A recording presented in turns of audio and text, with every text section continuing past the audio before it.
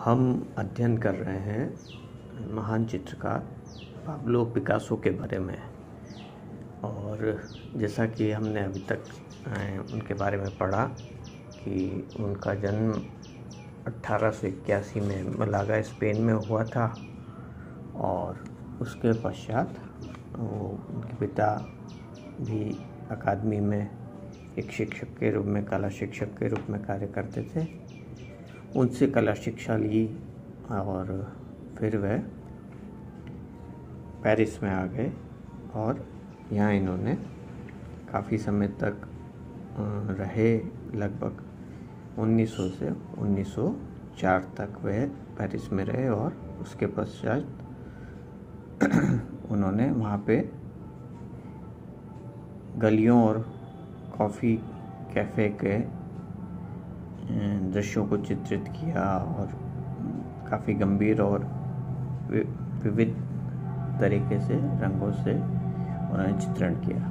अब इनके जीवन काल को अगर हम देखें तो हमने इनको जीवन काल के बारे में भी आरंभ किया था पढ़ना कि इनके काल को अलग अलग भागों में बांटा जा सकता है। जैसे एक 1900 से पहले की कला, फिर इसके बाद 1901 से 1904 तक ब्लू पीरियड, 1904 से 1906 तक रोज़ पीरियड, 1907 से 9 तक अफ्रीकन एंड प्रिमिटिविज्म पीरियड और 1909 से 1912 एनालिटिकल क्यूबिज्म, 1912 से 1919 सिंथेटिक क्यूबिज्म, 1919 से 29 तक न्यू क्लासिज्म एंड सर्लिज्म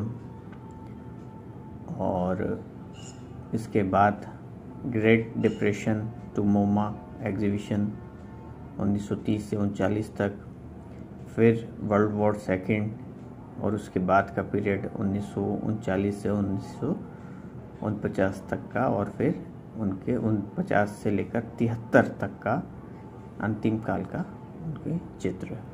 बड़ा लंबा जीवन रहा इनका, दीर्घ जीवन इन्होंने जिया और इसमें हज़ारों लाखों चित्र, मूर्ति, ग्राफिक्स, लगभग सभी माध्यमों में इन्होंने कार्य किया।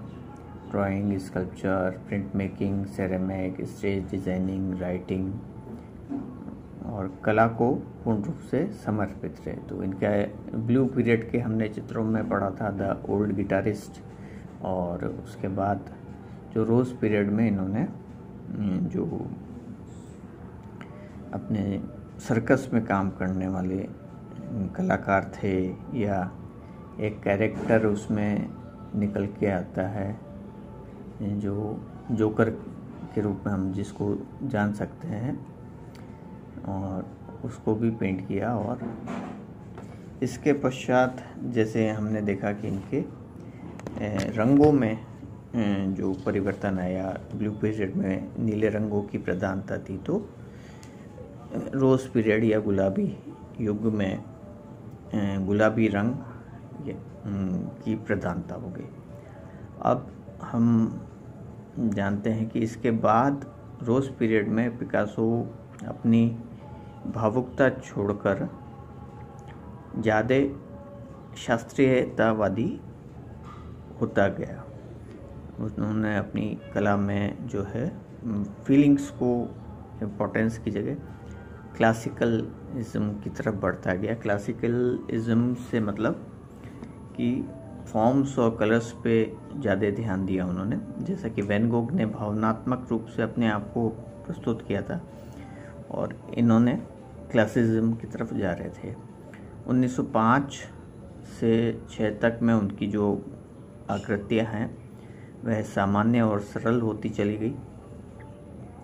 हेलेनिक मूर्तियों और पोम्पियन चित्रों के समान उन्होंने उसमें लावण्य या ब्यूटी भी देने की कोशिश की। जो क्लासिकल आर्ट में जो जैसे अगर हम ग्रीक आर्ट की बात करते हैं, जब भी हम कला के पुराने युग की बात या क्लासिकल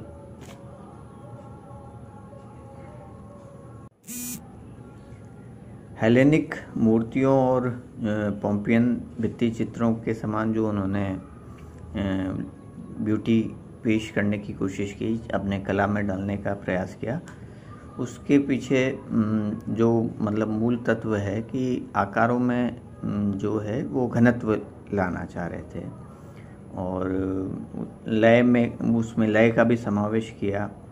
और ये जो प्राय जो गुलाबी लाल कत्थे रंगों के द्वारा ही इन्होंने रोमन क्लासिकल कला का उष्ण वर्णिका को पुनः जीवित करने की कोशिश की। तो ब्राइट कलर्स स्कीम का यूज़ किया। यहीं से पिकासो ने शास्त्रीय आकृतियों की रचना विधि के साथ साथ भूमध्य सागरीय मानवता को समझने की प्रवृत्ति भी बार बार प्रकट होती दिखाई देती है, जिसका जो प्रारंभिक हमें चिन्ह शास्त्रीय कला के रूप में हुआ था। शीघ्र ही आदिमवादी कला ने शैली एवं आध्यात्मिक प्रवृत्ति दोनों ही दृष्टियों से इसका विरोध किया। पिकासो की कला में ये दोनों प्रवृत्तियां वैकल्पिक रूप से मिलती हैं और इन्हीं के द्वारा उन्होंने अपने आकृति जगत की कल्पना की है और इनसे वे आधुनिक सभ्यता की असंगतियों को भी प्रस्तुत करना चाहते थे। तो पिकासो ने जो फिलॉसफी है और आदिम कला है, दोनों के कॉम्बिनेशन को अपनी कला में उतारने की कोशिश की।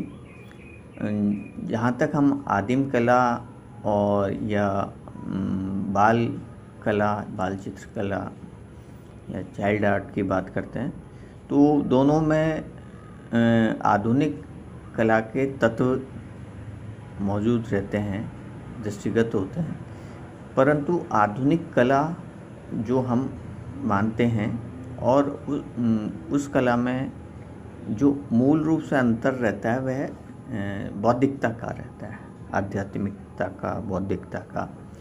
जो बच्चा है वो उसको ये बोध नहीं होता कि वह जो बना रहा है उसके पीछे कोई तर्क या कोई बौद्धिकता समावेश है। वह उसके चित्रण में जो है वो